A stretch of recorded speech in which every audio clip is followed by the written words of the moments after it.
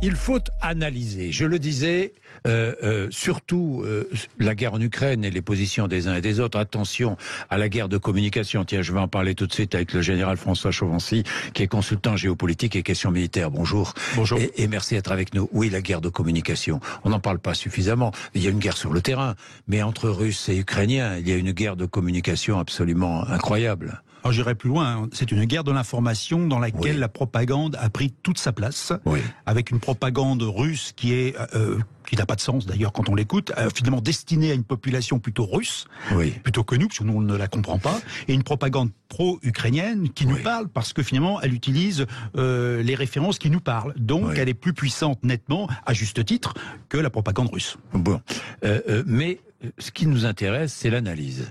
L'analyse de propos. Encore une fois, nous n'allons pas dire voilà ce que va faire Vladimir Poutine dans 3 mois, dans 15 jours, ou encore une fois, nous ne sommes pas dans la tête de Vladimir Poutine. Nous ne savons pas, comme nous ne savons pas ce que veut précisément Zelensky finalement. Ah ça, je ne suis pas tout à fait d'accord avec vous. On le sait. Oui, il le dit pratiquement toutes les semaines. L'objectif, c'est de rétablir l'intégrité territoriale de l'Ukraine. C'est clair, et ça comprend la Crimée. Je vous dis ça parce que à travers l'aide militaire apportée à l'Ukraine, à travers les propos de Volodymyr Zelensky, on peut se poser une seule question. Nous armons l'Ukraine, à juste raison puisque l'Ukraine est attaquée, mais jusqu'où allons-nous armer l'Ukraine ? Et peut-on armer l'Ukraine sans un danger futur ? Alors effectivement, nous armons l'Ukraine, mais c'est une nécessité, parce que c'est un engagement que nous avons de défendre un certain nombre de principes et de valeurs occidentales. Et on voit bien que l'Ukraine, ne l'oublions pas, a bien été agressée, alors qu'on pensait que la guerre était éradiquée du continent européen. C'est ce qui nous parle aujourd'hui. Pour la première fois depuis des dizaines d'années, la guerre est en Europe, et à 2h30, je dirais, de Paris, pour faire simple. Vous allez comprendre pourquoi je vous pose cette question, Général Chauvency. Parce que aujourd'hui, il y a un pouvoir aux États-Unis, celui de Biden, qui n'est pas contesté dans son aide à l'Ukraine. Parce que en Occident, aujourd'hui, il y a une sorte d'unanimité sur l'aide à l'Ukraine. Mais ça peut changer. Il va y avoir des élections aux États-Unis. En Union européenne, dans l'Union européenne, on sent quelques dissensions autour de l'aide apportée à l'Ukraine. L'aide financière comme l'aide militaire.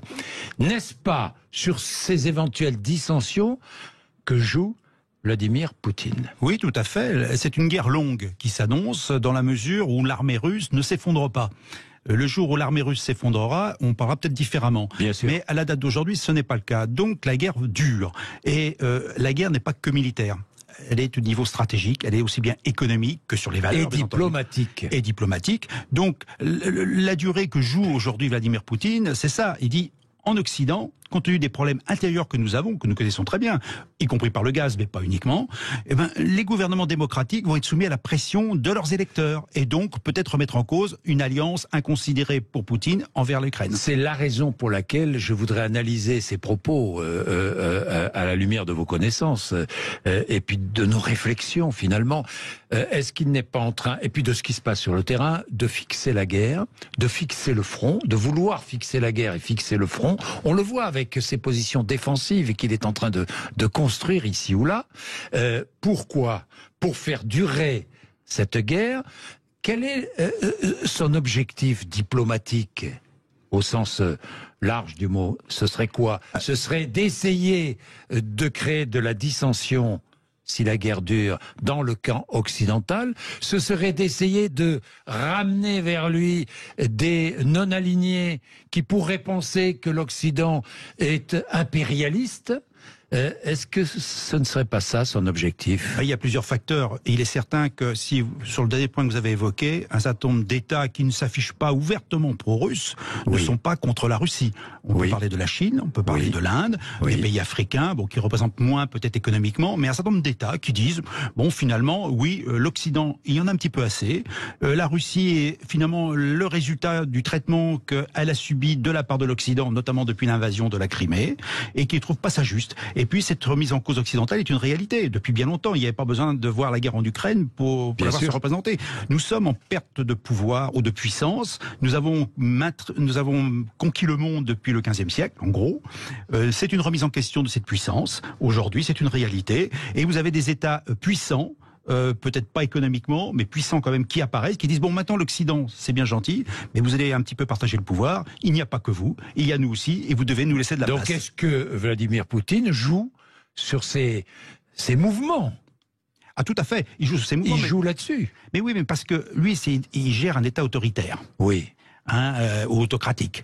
Nous avons des démocraties. Les démocraties, il y a des élections. Oui. Et quand il y a des élections, forcément le gouvernement peut changer. Regardez évidemment le débat qu'on a eu sur l'Italie avec la venue au pouvoir de l'extrême droite. Oui, l'Italie est plutôt pro-russe. Qu'est-ce que dit le Premier ministre italien? Non, nous soutenons l'Ukraine. Donc il y a tout ce discours qui est derrière. Donc il a des indicateurs qui lui laissent supposer qu'il pourrait justement apporter la dissension dans le clan occidental. Il l'utilise. Il a besoin des appuis des États non occidentaux. Et maintenant, sa question pour lui, c'est de durer suffisamment longtemps pour que d'une part la dissension se réalise, que d'autre part les appuis se concrétisent et que lui-même ne tombe pas. Parce que finalement, il est dépendant des résultats militaires en Ukraine. Exactement. Donc, figer le conflit, figer le front, c'est une option pour lui. Tout à fait. Nous allons avoir ce qu'on a évoqué pour d'autres conflits depuis des années, des conflits gelés. Et puis ce que vous avez évoqué au début de votre intervention, c'est combien de temps les États occidentaux vont financer la guerre en Ukraine. Mais oui, c'est la question. C'est l'une des grandes questions. Les États-Unis fournissent déjà 40 milliards de dollars ou euros à l'Ukraine. Oui. Ont déjà fourni, donc pas tout en finances militaires, en équipement. Oui, bien sûr. L'Europe a fourni peut-être aux alentours de 10 milliards si on fait le total de toutes les contributions. Donc 50 milliards aujourd'hui ont déjà été donnés à l'Ukraine pour qu'elle puisse résister à la Russie. Et n'oublions pas ce qu'a demandé le président Zelensky en début de semaine pour qu'il puisse finalement fonctionner, que l'État ukrainien fonctionne. Il a demandé 35 ou 38 milliards d'euros. 38 milliards. Voilà. Donc quand on fait toutes ces sommes, il y a un moment où le contribuable occidental, quel qu'il soit, va dire... Avec la crise de l'énergie en plus. Tout à fait. D'ailleurs, il le sait. Vladimir Poutine le sait très bien, tout cela. Évidemment, il le voit, il est lucide. Il faut aussi essayer d'analyser tous ces discours. Pas le dernier, celui d'hier. Non, tous ces discours depuis des années où il met en cause les mœurs occidentales. C'est très intéressant. Parce que ça veut dire quoi? Ça veut dire qu'il essaie de se rapprocher et d'attirer à lui ces pays qui ont des modes de vie traditionnels. Oui, mais je crois aussi... Je pense évidemment aux pays musulmans. Oui, n'oublions pas quand même que la population de la Fédération de Russie est représentée à environ entre 10 et 15% de musulmans quand même. Oui, c'est pas négligeable quand même. Le Caucase notamment. Oui, et n'oublions pas que Kadyrov se bat pour la Russie orthodoxe aujourd'hui. Et il est quand même un islamiste reconnu. Alors, donc vous voyez bien qu'il y a des liens qui se créent. Oui, non mais attendez, Kadyrov c'est un clown. Pardonnez-moi ce que je veux dire lorsque je dis un clown. Il paraît beaucoup, mais il représente assez peu. Et il représente assez peu en nombre d'hommes et il représente assez peu.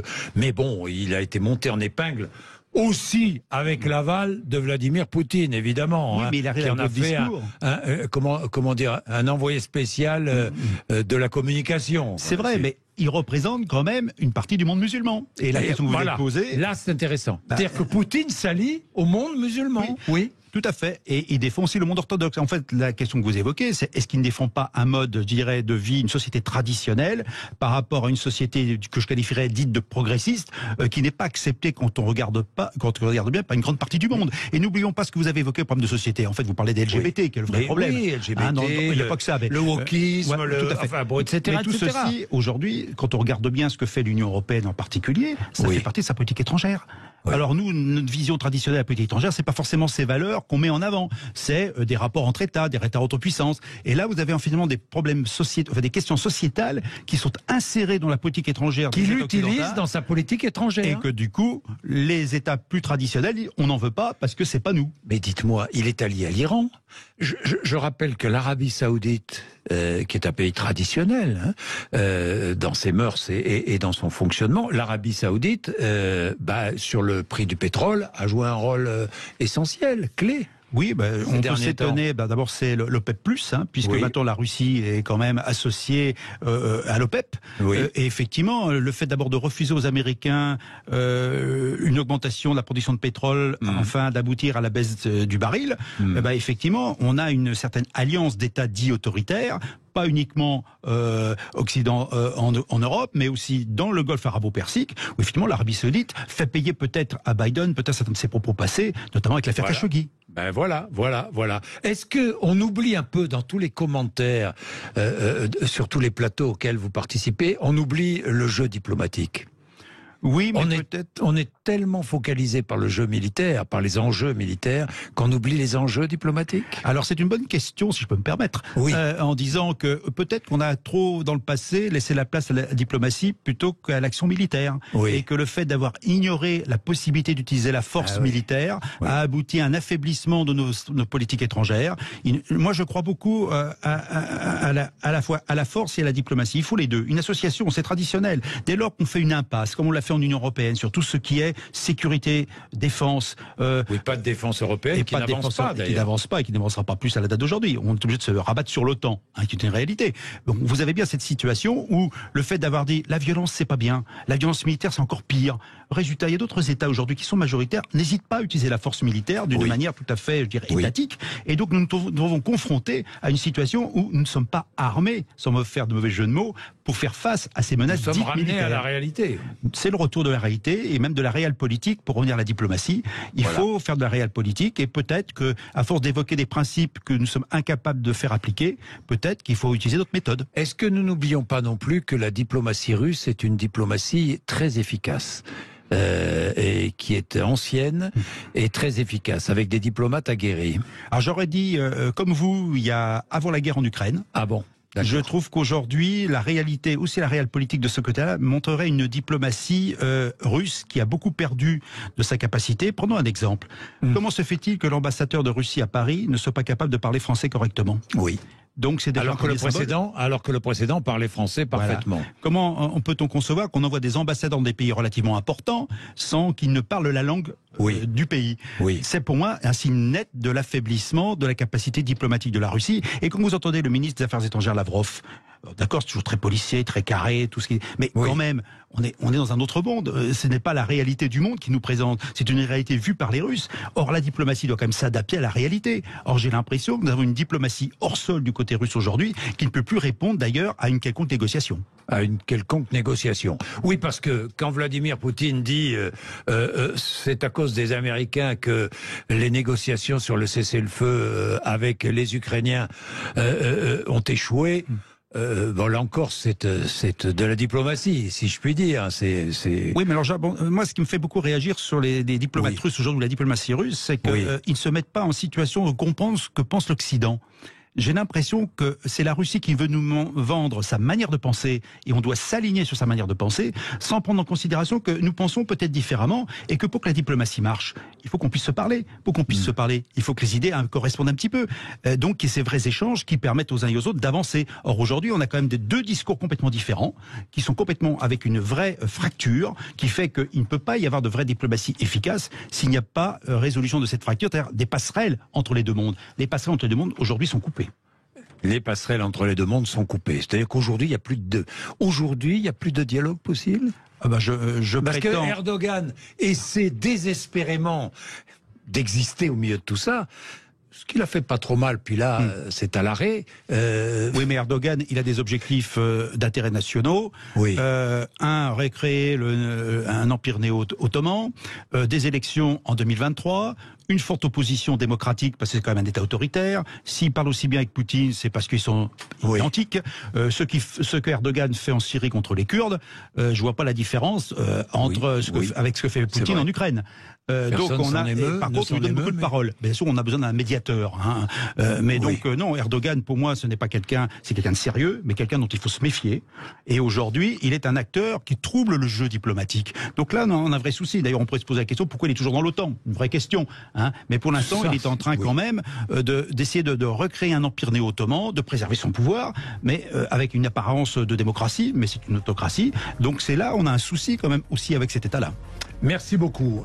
Merci Général François Chauvency, merci d'être venu nous voir. Nous avons réfléchi un peu sur la situation en Ukraine, sur les dernières déclarations de Vladimir Poutine qu'il faut toujours analyser.